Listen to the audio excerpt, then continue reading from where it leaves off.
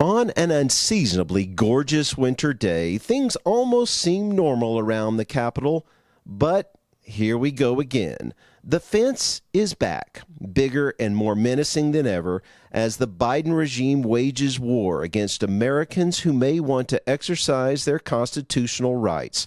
Constitutional lawyer Jonathan Alexander of Liberty Counsel calls it a flagrant violation. It's a news story that shouldn't be news at all, right? The right to petition the government to have access to your leaders on Capitol Hill, something that's enshrined in our Constitution. The First Amendment makes it clear.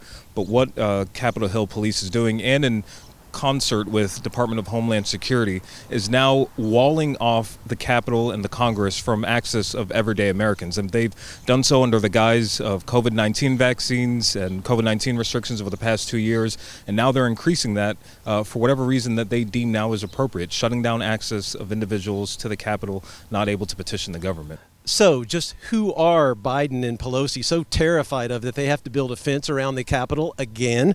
Well, it turns out it's you and me.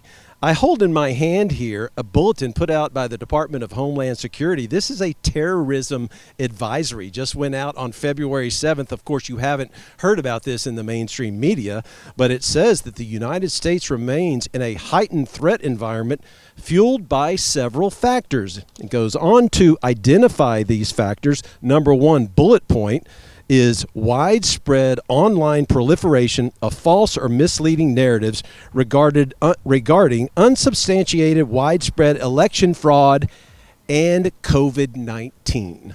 So if you're reading and doing research yourself and finding your own individual medical solution to stopping the spread, as it were, of COVID-19, you're now labeled by the Department of Homeland Security as being an individual that's promoting terroristic acts. Or if you're still raising the question of whether or not there was an honest election or whether or not we have integrity in our elections, you're considered as being a threat. And so that statement is just put out there, right? It's a violation of the Fourth Amendment, however, if they turn that into action. If they're making these categories and these accusations against everyday Americans, when that becomes actionable by law enforcement agencies, when it becomes actionable by Capitol Hill Police, and when they're stopping individuals from petitioning the government, stopping their access based on these labels that they're placing on individuals, then it's a compounding and continuing violation of fundamental Bill of Rights that all Americans hold. Jonathan, how egregious is this? Well, it's completely unprecedented. I mean, from the age 19 years old and even earlier, I was able to just waltz onto Capitol Hill with my parents. We'd do lobbying for different organizations, different issues that were concerning to us.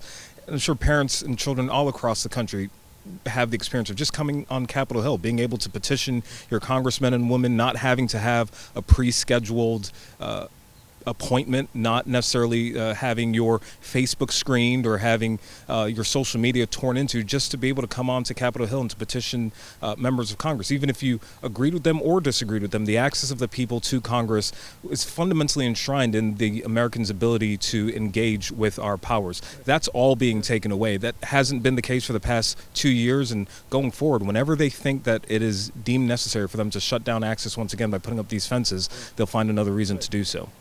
It feels as if we've been declared an enemy. Oh, absolutely. And when it becomes, when it's placed on the Department of Homeland Security website, that's one thing. But it's when it's actionable. It's when Capitol Hill Police or the small bureau within Capitol Hill Police then turns that into an actionable marching orders where they're denying individuals access. That's when it becomes an issue. That's when they're actually depriving individuals of their right to petition the government. They're not just violating the Fourth Amendment in searching individuals' private social media accounts, but also making that actionable and depriving them of their First Amendment ability to petition the government. And they're doing the same things with those who would want to run for Congress. Just if you have any objectionable views.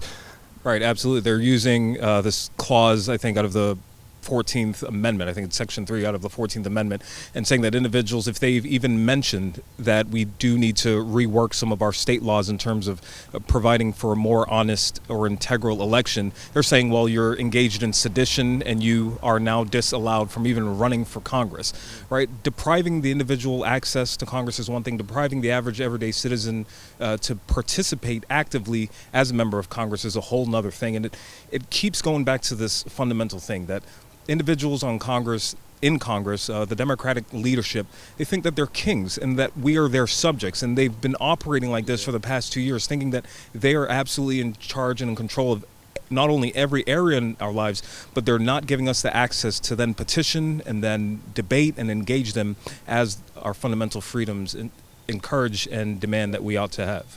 Are you prepared to go to court? Well, absolutely. When these things become actionable, once again, it's not so much them having it on their website or the articles that they're putting out, but when they're actually depriving Americans of their fundamental freedoms to petition the government, it's a clear violation of First Amendment. Thankfully, we still have a judiciary that is strong on First Amendment issues, and so absolutely there are claims and controversies that we can bring up to court.